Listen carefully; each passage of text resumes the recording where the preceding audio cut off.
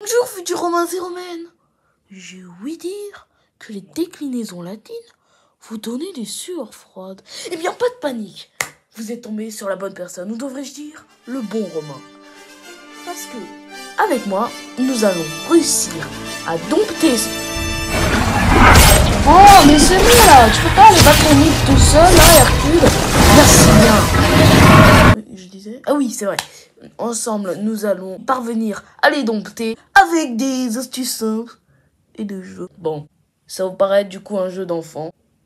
Alors, il va falloir déjà que vous vous imaginiez que les déclinaisons latines sont comme des acteurs qui changent de costume au fur et à mesure de la pièce de théâtre de la phrase.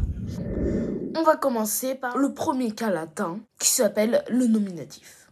Alors, le nominatif, en français, ça donne le sujet ou l'attribut du sujet. En fait, il faut vous dire que le nominatif, c'est comme un héros qui fait l'action. Par exemple, avec l'exemple de la rose, on va tout le temps utiliser la rose.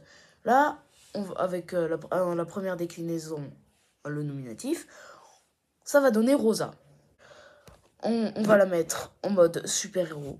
Avec l'exemple Rosa fléaurette, ce qui veut dire la rose fleurie. Donc, ici, Rosa, c'est le sujet de l'action. Donc, elle est au nominatif. Le troisième cas, c'est l'accusatif. Vous dites, comment ça, un troisième cas? Et pourquoi il n'y a pas le deuxième? Bah, tout simplement parce que le deuxième, c'est vocatif. En français, ça donnerait l'apostrophe. Sauf que apostropher, ça, c'est genre interpeller quelqu'un. Sauf que ça n'existe pas en français. Donc, on passe direct à la troisième. Donc, l'accusatif, c'est la cible. L'accusatif, c'est celui qui reçoit l'action. En français, là, ça donne le COD. La troisième déclinaison, Rosa, ça donne Rosam.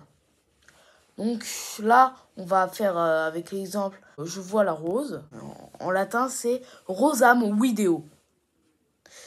Rosam, c'est donc bien à l'accusatif, au COD. Donc maintenant, nous passons désormais au génitif. Alors, le génitif, c'est le complément du nom. Je vous expliquerai tout ça dans la prochaine vidéo. Donc, du coup, je disais, le génitif, c'est le complément du nom en français. Et en latin, donc, c'est le possessif, celui qui montre l'appartenance. La quatrième déclinaison, ça donne rosae. Là, on va prendre l'exemple de le parfum de la rose, ce qui donne rosae odor. Rosae, c'est donc bien au génitif. Alors, maintenant, passons au datif. Le datif, en français, c'est oui. Le datif, en fait, c'est le bénéficiaire, celui à qui on donne. Là, à la cinquième déclinaison, ça donne rosae. Donc, pour l'exemple, à Julie, on donne une rose. Là, ça donne Juliae, rosam do.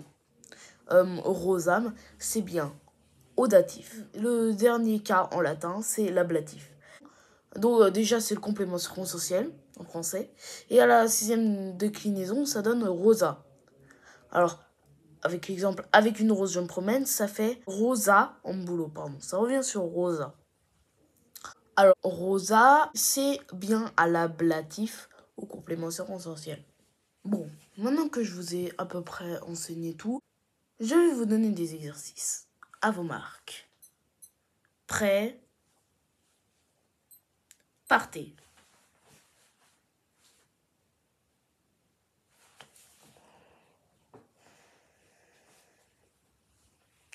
N'hésitez pas à faire pause si jamais le temps vous manque.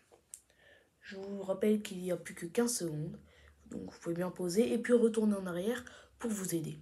Après, bien entendu, le jour du contrôle, il va juste falloir réviser d'ici là, mais... Oh, le temps est déjà écoulé.